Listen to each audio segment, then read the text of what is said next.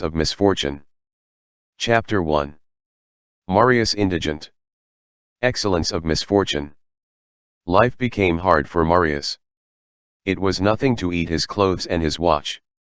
He ate of that terrible, inexpressible thing that is called the vache in rage. That is to say, he endured great hardships and privations.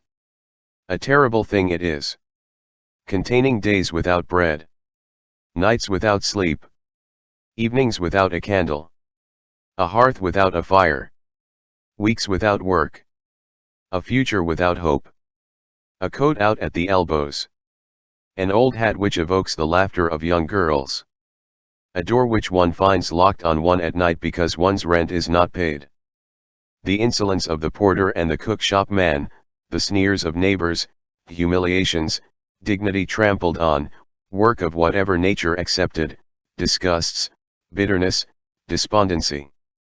Marius learned how all this is eaten, and how such are often the only things which one has to devour. At that moment of his existence when a man needs his pride, because he needs love, he felt that he was jeered at because he was badly dressed, and ridiculous because he was poor. At the age when youth swells the heart with imperial pride, he dropped his eyes more than once on his dilapidated boots, and he knew the unjust shame and the poignant blushes of wretchedness. Admirable and terrible trial from which the feeble emerge base, from which the strong emerge sublime. A crucible into which destiny casts a man, whenever it desires a scoundrel or a demigod. For many great deeds are performed in petty combats. There are instances of bravery ignored and obstinate, which defend themselves step by step in that fatal onslaught of necessities and turpitudes. Noble and mysterious triumphs which no eye beholds, which are requited with no renown, which are saluted with no trumpet blast. Life, misfortune, isolation, abandonment, poverty, are the fields of battle which have their heroes. Obscure heroes, who are, sometimes, grander than the heroes who win renown. Firm and rare natures are thus created. Misery, almost always a stepmother, is sometimes a mother. Destitution gives birth to might of soul and spirit. Distress is the nurse of pride. Unhappiness is a good milk for the magnanimous.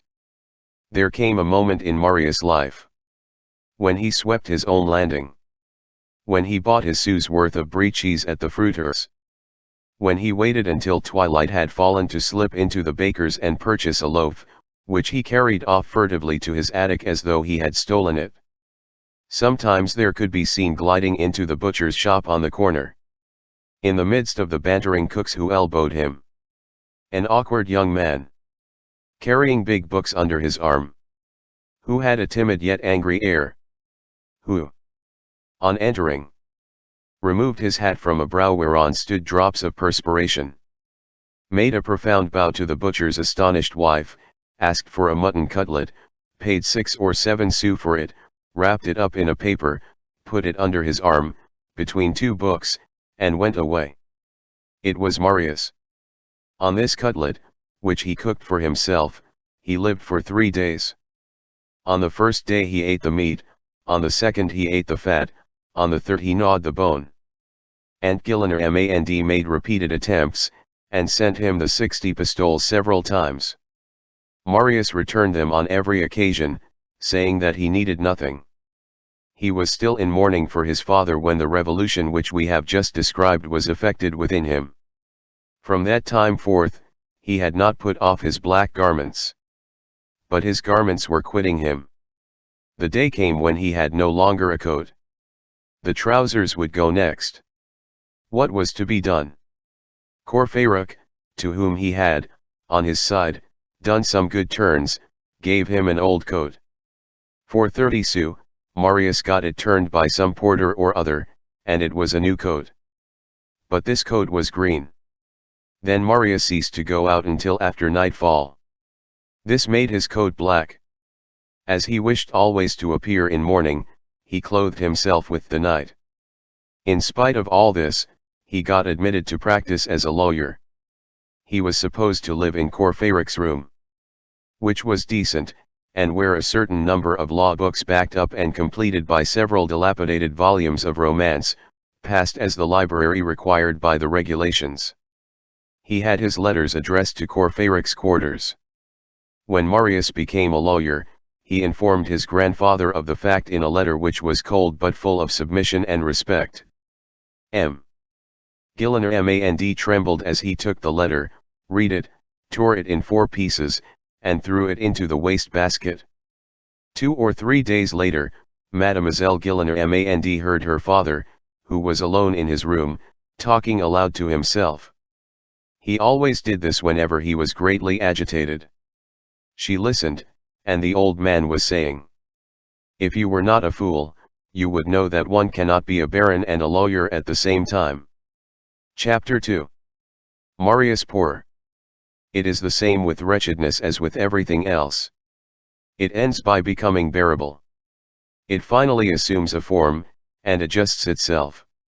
One vegetates, that is to say, one develops in a certain meager fashion, which is, however, sufficient for life. This is the mode in which the existence of Marius Pontmercy was arranged. He had passed the worst straits. The narrow pass was opening out a little in front of him. By dint of toil, perseverance, courage, and will, he had managed to draw from his work about 700 francs a year. He had learned German and English. Thanks to Courfeyrac, who had put him in communication with his friend the publisher, Marius filled the modest post of utility man in the literature of the publishing house. He drew up prospectuses, translated newspapers, annotated editions, compiled biographies, etc. Net product, year in and year out, 700 francs. He lived on it. How? Not so badly. We will explain. Marius occupied in the Gorbeau house, for an annual sum of 30 francs, a den minus a fireplace, called a cabinet, which contained only the most indispensable articles of furniture. This furniture belonged to him. He gave 3 francs a month to the old principal tenant to come and sweep his hole, and to bring him a little hot water every morning, a fresh egg, and a penny roll. He breakfasted on this egg and roll. His breakfast varied in cost from 2 to 4 sous, according as eggs were dear or cheap. At 6 o'clock in the evening he descended the Rue Saint-Jacques to dine at Rousseau's, opposite Basset's, the stamp dealer's, on the corner of the Rue de Mathurins. He ate no soup. He took a 6-sou plate of meat, a half portion of vegetables for 3 sous, and a 3-sou dessert. For 3 sous he got as much bread as he wished. As for wine, he drank water. When he paid at the desk where Madame Rousseau, at that period still plump and rosy, majestically presided, he gave a sou to the waiter, and Madame Rousseau gave him a smile. Then he went away. For 16 sous he had a smile and a dinner. This restaurant Rousseau, where so few bottles and so many water carafes were emptied, was a calming potion rather than a restaurant. It no longer exists. The proprietor had a fine nickname. He was called Rousseau the Aquatic. Thus, breakfast 4 sous, dinner 16 sous. His food cost him 20 sous a day, which made 365 francs a year. Add the 30 francs for rent, and the 36 francs to the old woman, plus a few trifling expenses. For 450 francs, Marius was fed, lodged, and waited on. His clothing cost him 100 francs, his linen 50 francs, his washing 50 francs. The whole did not exceed 650 francs. He was rich. He sometimes lent 10 francs to a friend. Courfeyrac had once been able to borrow 60 francs of him. As far as fire was concerned, as Marius had no fireplace, he had simplified matters. Marius always had 2 complete suits of clothes, the one old, for every day. The other, brand new for special occasions. Both were black. He had but 3 shirts, one on his person, the second in the commode, and the third in the washerwoman's hands. He renewed them as they wore out. They were always ragged, which caused him to button his coat to the chin. It had required years for Marius to attain to this flourishing condition. Hard years. Difficult, some of them, to traverse, others to climb. Marius had not failed for a single day. He had endured everything in the way of destitution. He had done everything except contract debts. He did himself the justice to say that he had never owed anyone a sou. A debt was, to him, the beginning of slavery. He even said to himself, that a creditor is worse than a master. For the master possesses only your person, a creditor possesses your dignity and can administer to it a box on the ear. Rather than borrow, he went without food. He had passed many a day fasting. Feeling that all extremes meet, and that, if one is not on one's guard, lowered fortunes may lead to baseness of soul, he kept a jealous watch on his pride. Such and such a formality or action, which, in any other situation would have appeared merely a deference to him, now seemed insipidity, and he nerved himself against it. His face wore a sort of severe flush. He was timid even to rudeness. During all these trials he had felt himself encouraged and even uplifted, at times, by a secret force that he possessed within himself.